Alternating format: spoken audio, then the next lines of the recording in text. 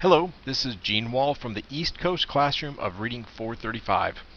Today, I'd like to present some ideas on how I would use a screencast in my future flipped classroom. But before I begin, I have one caveat. Due to the very little expertise and experience I have with screencasting and the flipped classroom, right off the go, much of what I would do is probably going to look just like the flipped classroom videos you've seen online before.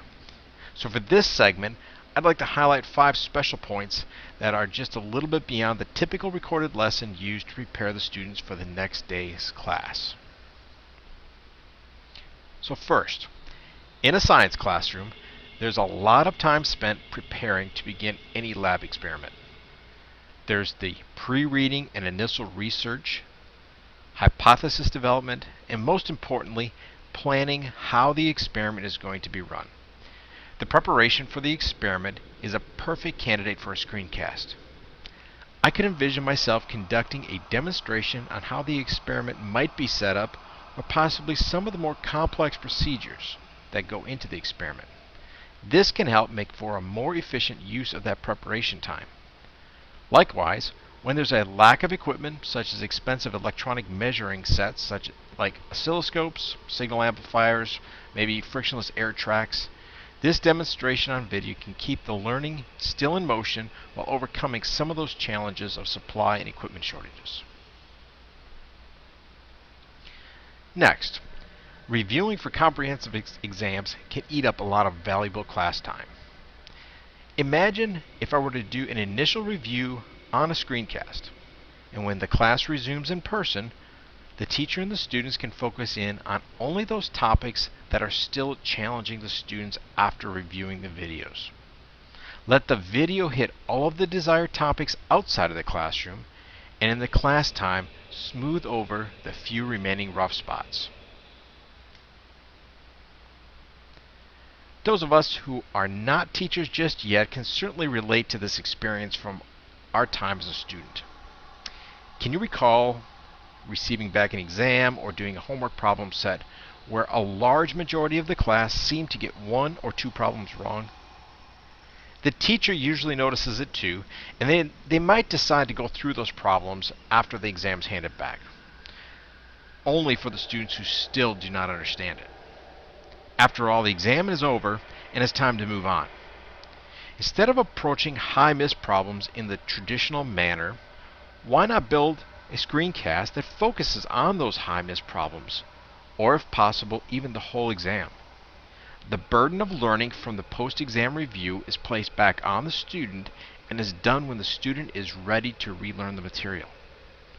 Additionally, that post-test analysis and the screencasting are a great memory jogger for the teacher and for the department to know where those trouble spots were for the next time that they have to teach that same lesson.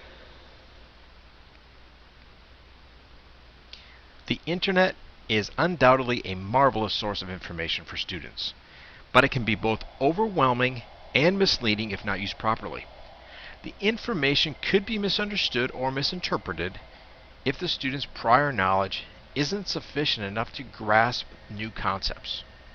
Therefore, videos, web animations, and interactive websites can supplement textbooks and class lectures very well. Through a screencast that can integrate all of that new information together, along with standard lecture material, we can ensure that the teacher has selected the correct supplemental materials and ensure a robust and integrated lesson that keeps the students' interest. Finally, the integration of the parents. There are times when I'm helping my elementary school daughter with homework, and I encounter instructions on worksheets or in her book that involve terminology on what should be simple math problems, for example, that I simply don't recognize.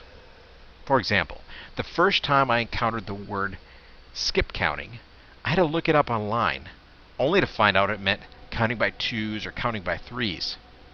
That's what I called it 35 years ago. Science classes today contain lessons with certain terminology or complex math that parents may not be familiar with at all, or just simply don't recall it because they haven't done it in a long time. The screencast on the lesson can be used by the parents to monitor what the student is doing, or even assist their son and daughter with the lessons before coming to class.